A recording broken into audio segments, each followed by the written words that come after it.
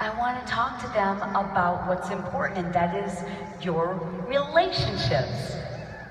People, not the health of your business, not the health of your body, the health of your relationships. Because bottom line is this, doesn't matter what you've done, doesn't matter what car you drive, how rich you are, you know this to be true. If you're having a bad time with someone really important, you can't think about anything else, and you don't care, and everything feels wrong. If things aren't right between you and that important person. And why I want to talk to so many of you is because we're the same person. I'm an entrepreneur, you're an entrepreneur, and we're doing this thing where we're improving and we're changing, and it's really exciting, and we don't understand why people aren't excited for us. They're like, I don't know why I'm so excited about this. What is the big deal already? Stop talking about it. And it can be really frustrating. So how many of you, and we won't identify you, but by a show of hands, have felt some disappointment in either a close friend or somebody in your family who you're like, why are you hating on me? Why are you not happy for me that everything's going so well? Look at it's almost everybody. I know. I've been there too. And it's really difficult for entrepreneurs. It's really difficult for us sometimes, especially in our most significant relationships. Because not everybody is excited about the things that we're as excited about. Because I don't have a lot of time, I want to give you my most important tip first. If we could dim the lights.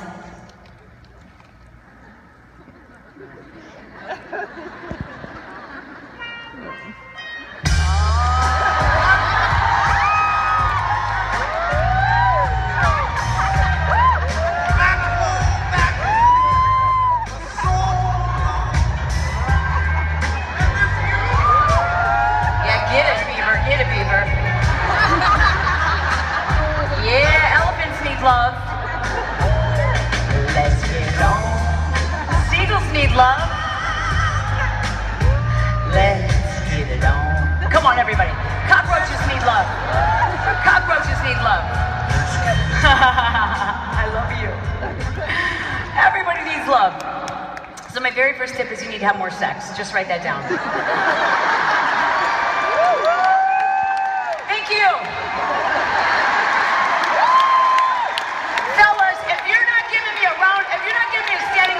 Boys, that was for you. That's what I thought.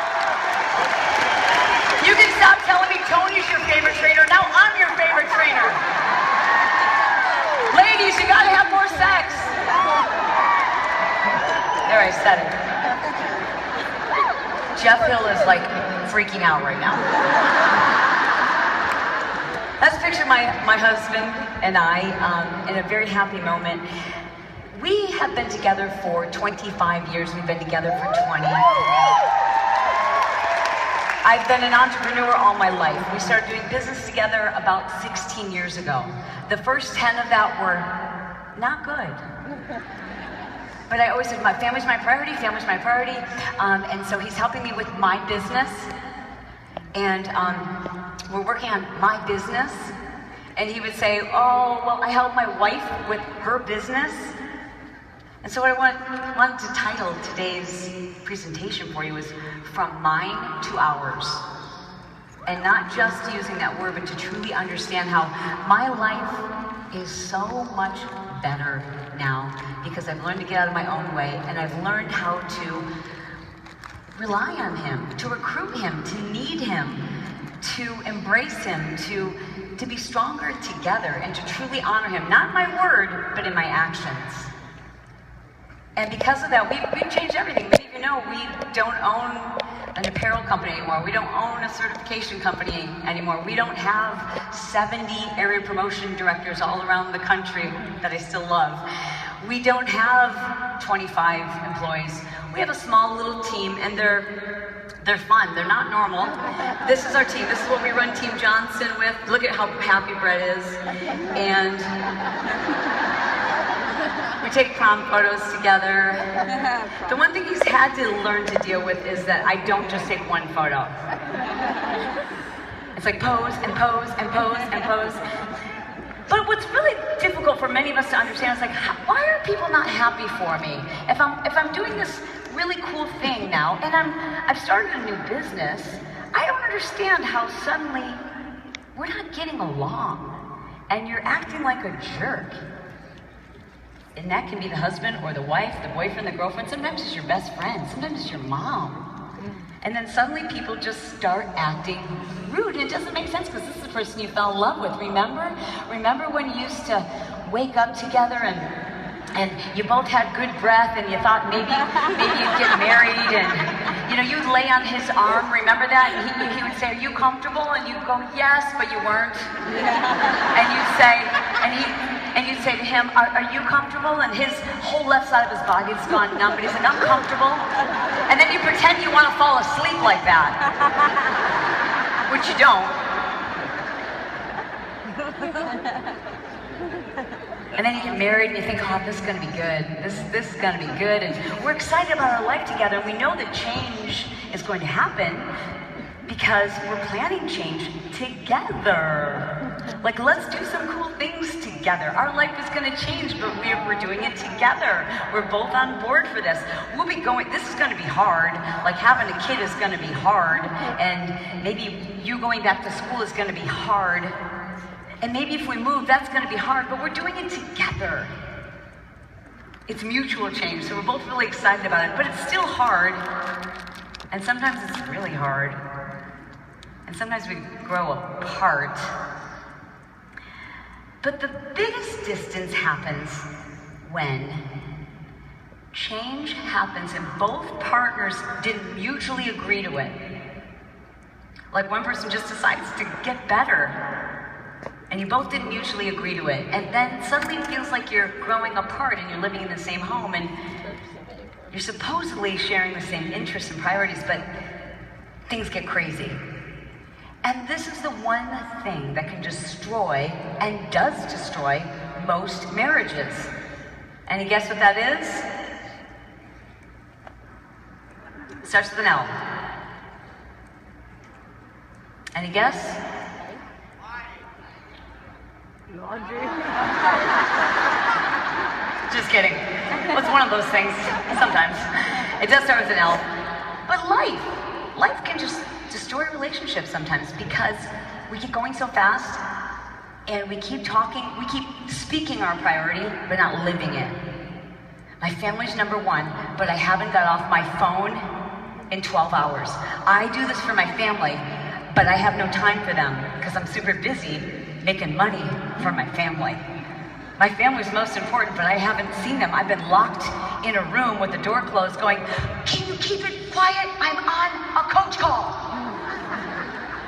Life gets in the way, and we oftentimes take the people who matter the most to us for granted, and we get busy and life gets crazy and things happen, and we know you'll always be there and we love you, and before you know it, there's all kinds of tension and discord and discontent, and it feels like the same thing day in, day out, and it's weird. It's like I feel like I'm missing something. I feel like I'm not as happy as I once was. I can't put my finger on it, but there's a certain point in our lives where we wake up and we go, I just feel like I could be happier.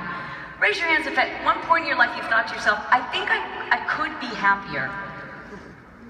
And that doesn't necessarily have any reflection on how you feel about your partner. It just means that you want more. It means you seek transformation. It means that there's some excitement that's missing. You want growth. You want more. You want to be better. You just want to improve yourself. You want a challenge. This has become too easy. I want renewed happiness. I feel like I'm missing meaning. All I know is I really believe that things could be better. That's all. Things could be better.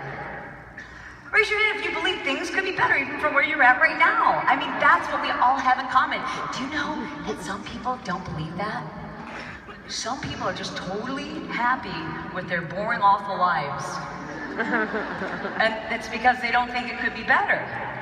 You do. And you know that in order for things to get better, that means you have to, starts with a C, change. Yeah. It means things have to change. You have to change. But guess what? This is so exciting for you guys. Guess what? Your relationships are going to be so much better after this. Because you're going to learn so much about what a lunatic your partner is. Because change, and we're all like this, change elicits all of our insecurities. It makes us angry. This is change that we weren't expecting. It makes us scared. It makes us sad. Sometimes we're uncertain, like what's going to happen? What does this mean? I don't have control if you're changing and I'm no part of it. Am I important anymore? If this thing is now important to you?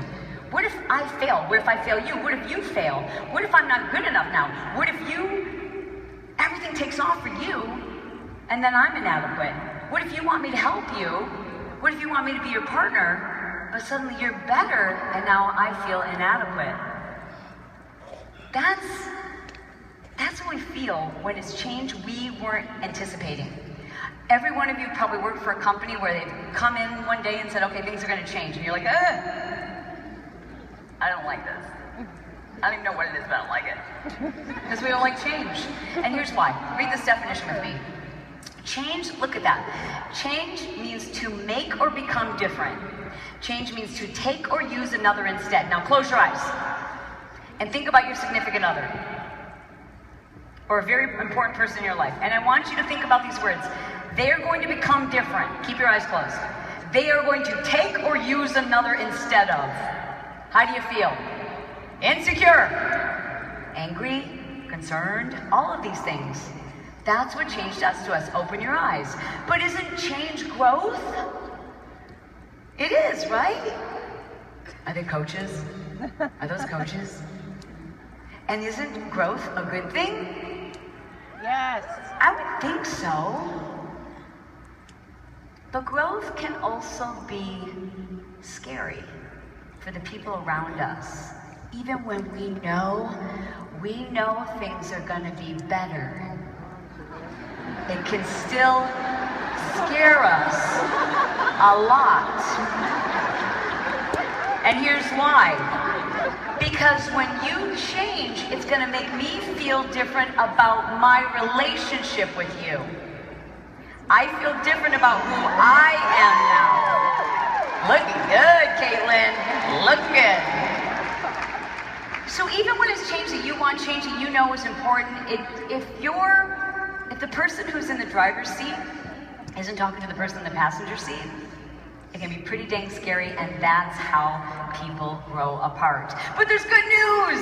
The good news is that this problem has nothing, do you hear me? Nothing to do with your business. It's you! You're the problem! It's actually not even you. It's just fear that things will change between you. It's not your business. It's not your weight loss. It's not the way that you're getting better. It's not because you're getting new friends. It's none of those things. It's not even jealousy. It's fear. Fear that things are going to change between the two of you. Okay, and that's exciting. You know why? Because you can fix this. So put your hard hats on, because step one is you need to step into their shoes. Imagine what that feels like. Think about it. Think about change and being replaced and not being as important. And when you're getting better, people get nervous. If you get better, you're probably not going to need me. What if we're not friends anymore? What if we don't like the same things? What if I'm not good enough for you? And that makes people aggressive. And sometimes it can make people overly protective because they don't want you to fail. So they go, I don't think you should do that. I think that's too hard. I think that's too big of a goal. I don't think you should go to Summit. I think this sounds dangerous. I think I should protect you. So you have to step into their shoes and understand those first series of insecurities that I spoke of. And then the next thing you have to do is help them understand that to make the changes you want to see, you have to do the following things. I need you to take fast and furious notes. Are you ready? You need to communicate with far more positivity. Here's what we know about happy couples. They communicate 5 hours more per week than unhappy couples. So if we took a big survey of everybody in the audience, people said they were unhappy with their partner, you talk 5 hours less than the couple who are happy. Doesn't matter what you're talking about. Listen, you really have to listen. You have to understand where their fears and insecurities are coming from. This is really key. A 5-to-1 ratio of positive to negative. Now, I'm not saying negative like, are you really going to wear that outfit? Level looks horrible. I'm not talking about that. I'm talking about this. The garbage disposal is broken. That's one negative. The kids need tuition now for all their stuff, and we don't have enough money. That's another negative. Are you the person who left all the garage door open last night? That's another negative. So it's not just about them. It's just like, is that a positive thing to say? Happy couples say 5, like, I had a great day. Did you have a great day? You don't have to, it's not 5 compliments. It's 5 positive things to say. You know what I'm talking about. You've got to study your partner. You have to know what makes them insecure. You have to listen to what it is they're interested in your business. Now, my husband's a football coach. He can talk to me until I'm blue in the face about plays and positions, and I'm trying so hard to remember, but it's not that interesting to me. But when he goes, that kid was raised in foster care, he was adopted when he was 16 years old, and now he's like, I'm like, tell me more. Like, because now he's got me. Now I'm interested. I want to know about the kid. So in other words, when you're talking about your business, don't talk about the stuff that's interesting to you. Talk about the stuff that you know they're interested in. Here's the next one. Minimize their fears. Hey, honey, Summit was amazing. I had such a great time. It was awesome. I wish you could have been there. It was great. Hashtag dumb. Okay, so here's a little tip.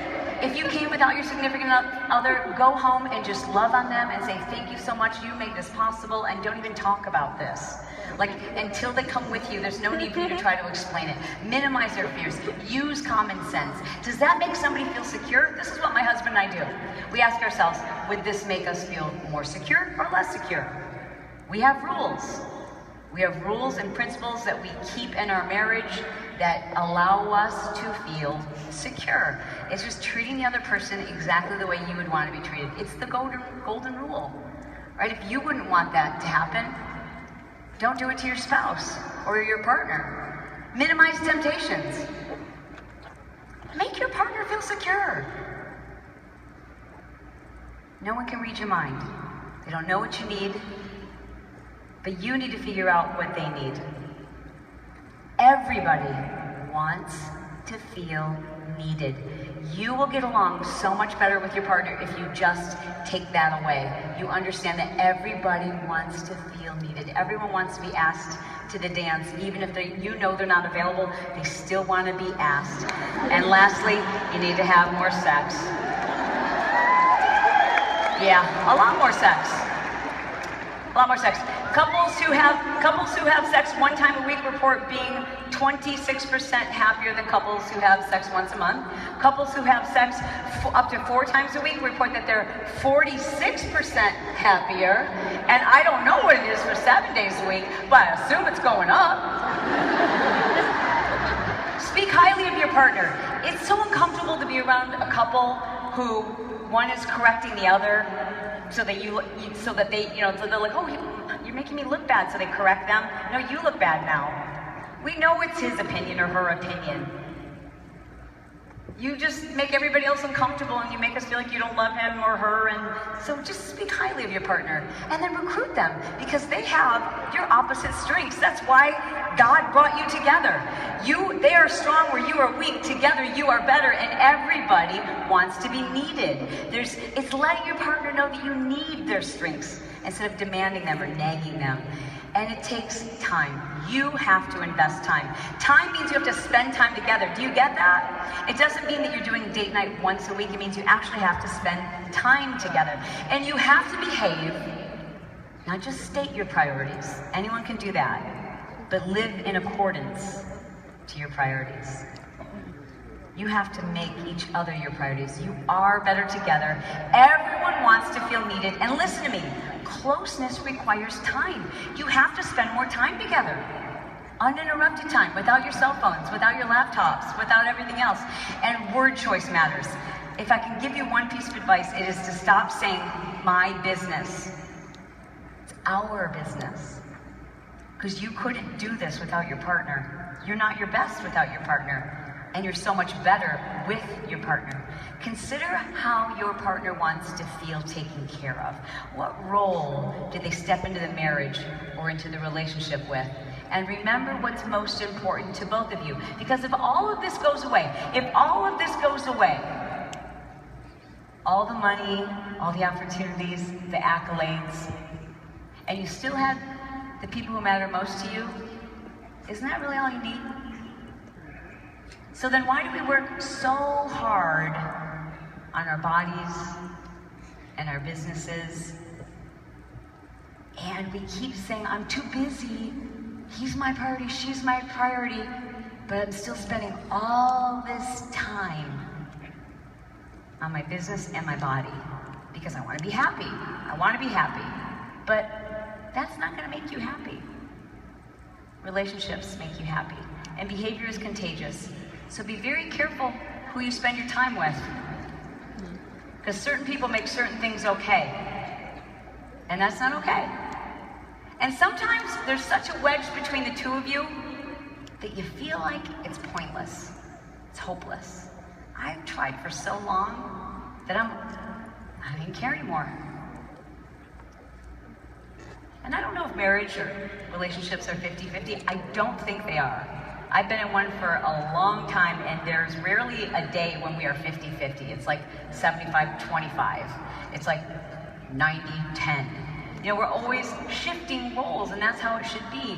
And there are certain days where you need to be the hero, and certain days where she'll need to be the hero. One of you has to be the hero. One of you has to say sorry when you don't feel like it. One of you has to reach out when you're so angry and so hurt and you feel that distance. One of you still has to be first and say, I love you. I'm so sorry. No but. Can we start over? A final quote I want to read for you. A solid relationship isn't between two people who share interests or business. A solid relationship happens when two people truly honor their priorities. Your partner needs to be needed. You, your business, everything will fall into place when you focus on who and what is most important first. Thank you so much.